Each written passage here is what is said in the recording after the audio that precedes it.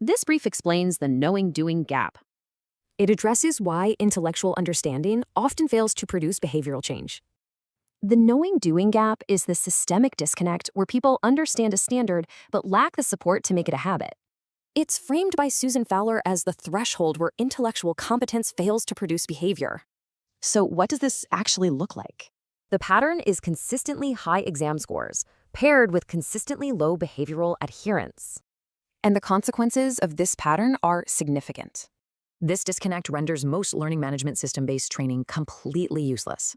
The cause isn't a lack of will, it's a fundamental neurological division.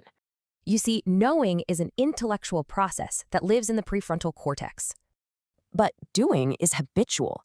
That's governed by the basal ganglia and environmental cues. Related terms you might see are application gap, training illusion, and intent-action gap. Now let's look at the mechanics of this failure. From the leadership execution systems lens, this is a failure in the training domain. The breakdown happens right after information is given, but before habitual scaffolding gets built. Basically, the system fails to connect information to the structural support that a new habit needs.